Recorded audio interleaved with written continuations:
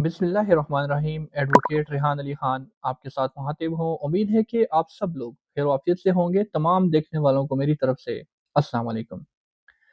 नाज़रीन इकराम, आज हम डिस्कस करेंगे खासकर वो लोग जिनके पास प्रॉपर्टी के डॉक्यूमेंट्स मौजूद होते हैं और कागजात उनके नाम के ऊपर होते हैं, लेकिन मौका के ऊपर वो जगह उनके पास नहीं होती और वो वहाँ पर कब्जा किसी और का होता है और वो जगह मौके के ऊपर किसी और के पास होती है, लेकिन डॉक्यूमेंट्स ऑफ टाइटल जो है वो उनके नाम पर होते हैं। वो किस तरह उस जगह को जो है उसकी निशानदेही करवा सकते हैं, किस तरह ये मालूम कर सकते हैं कि हमारे नाम के ऊपर ये प्रॉपर्टी है और ये कहाँ पर मौजूद है, कौन सी हमारी प्रॉपर्टी है, क्या क्या हमारी हदबंदी है। इन तमाम चीज़ों को हम आज इस वीडियो में डिस्कस करेंगे। तो वीडियो की जानब चलने से पहले अगर आपने मेरा यूट्यूब चैनल सब्सक्राइब नहीं किया तो काइंडली इस चैनल को भी सब्सक्राइब कीजिएगा, इस वीडियो को भी लाइक कीजिएगा और आगे अपने कॉन्टेक्ट के साथ भी शेयर कीजिएगा ताकि किसी के काम आ जाए। तो बढ़ते हैं अपने आज के टॉपिक की जानब। नाज़रीन इकराम, फ़र्ज़ करें ज़मीन आपके नाम पर है, कागज़ात भी मौजूद हैं, लेकिन ना आपको उसकी सही जगह मालूम है और ना ही ये पता है कि वहाँ पर कब्ज़ा किसका है। ऐसी सूरत में आप कुछ कर सकते हैं? क्या कोई ऐसे स्टेप्स ले सकते हैं कि आपको आपकी जो प्रॉपर्टी है वो आपको वापस मिल सके, या आपकी ज़मीन हमेशा के लिए ज़ाया हो जाएगी? नहीं, ऐसा बिल्कुल भी नहीं है। कानून आपको मुकम्मल प्रोटेक्शन देता है, आपको तहफ़्फ़ुज़ देता है, आपको राइट देता है कि ज़मीन आपकी है और आपकी ज़मीन आपको वापस मिलनी चाहिए। नाज़रीन इकराम, ये मसला हज़ारों पाकिस्तानियों के साथ है, हज़ारों लोगों को दरपेश है। ख़ास तौर पर जो इनहेरिटेड प्रॉपर्टी होती है, वरासती ज़मीन होती है, उसमें ये मसले मसाइल काफ़ी देखने को मिलते हैं। अक्सर क्या होता है, दादा या वालिद के नाम पर ज़मीन होती है, फिर इंतकाल आपके नाम पर हो जाता है, लेकिन ना आपने ज़मीन देखी होती है, ना आपको खसरा नंबर समझ आता है। कई बार कोई और शख्स जो है वहाँ पर काश्त भी कर रहा होता है।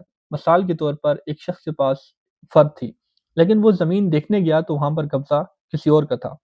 उसे लगा कि शायद अब वो कुछ नहीं कर सकता, मगर कानून ये कहता है कि वो अपना राइट वो ले सकता है, वो कुछ भी कर सकता है। सबसे पहला कदम ये है कि अपनी मलकियत की तस्दीक करें। आपको ये दस्तावेज़ात हासिल करना होगी अपनी लैंड रेवेन्यू रिकॉर्ड से। ये दस्तावेज़ात आप लाज़मी हासिल कीजिएगा जिसमें फ़र्द मलकियत है, जमाबंदी जिसको कहा जाता है, इंतकाल की अटेस्टेड कॉपीज़ जो हैं, ये तमाम चीज़ें आप कहाँ से लेंगे?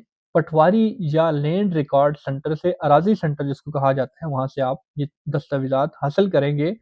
इन दस्तावेज़ात से आपको पता चलेगा कि ज़मीन कहाँ पर वाक़या है, खसरा नंबर क्या है, कुल रकबा कितना है इसका। ये डॉक्यूमेंट जो है आपकी लीगल, इसको बेस आप कह सकते हैं, ये बेस होते हैं। इससे आपको तमाम चीज़ों का इल्म होगा, उसके बाद फिर आप इसको लेकर आगे चल सकते हैं। जो स्टेज 2 है, वो क्या है? वो ये है कि डिमार्केशन, निशानदेही, आपकी जायदाद की निशानदेही जो है वो की जाए। अगला कदम है निशानदेही या हदबंदी। आप तहसीलदार को दरख्वास्त देते हैं, पटवारी को एप्लीकेशन देते हैं और सरकारी तौर पर ज़मीन की जो हदूद हैं वो मुतय्यन की जाती है, डिमार्केशन जिसको बोला जाता है वो की जाती है। इस अमल में पटवारी, कानूनगो और इसी के साथ और दीगर जो मुतलका रेवेन्यू अफसरान हैं, मुतलका अफसरान जो हैं वो शामिल होते हैं। डिमार्केशन के बाद जो है वो आपको ज़मीन की एग्जैक्ट लोकेशन जो है वो मालूम हो जाती है। स्टेज 3 जो है उसमें कब्ज़ा की जो हकीकत है, निशानदेही के बाद ही असल हकीकत समझ आती है कि ज़मीन हाली है या किसी का उसके ऊपर कब्ज़ा है। कब्ज़ा कानूनी है या गैर कानूनी है, जायज़ है या नाजायज़ है। अगर कोई शख्स बगैर हक के ज़मीन इस्तेमाल कर रहा है, तो वो नाजायज़ कब्ज़ है, वो उसके नाम के ऊपर प्रॉपर्टी नहीं है, उसने किसी की प्रॉपर्टी हथिया ली है, उसके ऊपर काबज़ बनकर बैठ चुका है, तो ये उसका नाजायज़ कब्ज़ा वहाँ पर तस्वर किया जाएगा, उसको नाजायज़ कब्ज़ जो है वो कहलाता है। स्टेज नंबर 4 इसके अंदर ये है कि आप क्या कर सकते हैं? ये तमाम प्रोसेस आपने कर लिया, तो आप क्या कर सकते हैं? क्या लीगल एक्शन आप इसके खिलाफ ले सकते हैं? अगर ज़मीन पर कब्ज़ा नाजायज़ हो, तो आप इसके खिलाफ कोर्ट्स में जा सकते हैं। सबसे पहले ये है कि आप अगर पंजाब से हैं, एक नया लॉ बना है, the Punjab protection of ownership of immovable property amendment ordinance 2026, जो पूरे पंजाब में नाफिज़ अल अमल हो चुका है। वहाँ पर ट्रिब्यूनल बनेंगे, ट्रिब्यूनल के अंदर आप एप्लीकेशन देंगे और उसके बाद वो आपकी प्रॉपर्टी के ऊपर जो कब्ज़ा है, गैर कानूनी कब्ज़ा, आपको सुनकर, दूसरी पार्टी को सुनकर उसका फैसला किया जाएगा।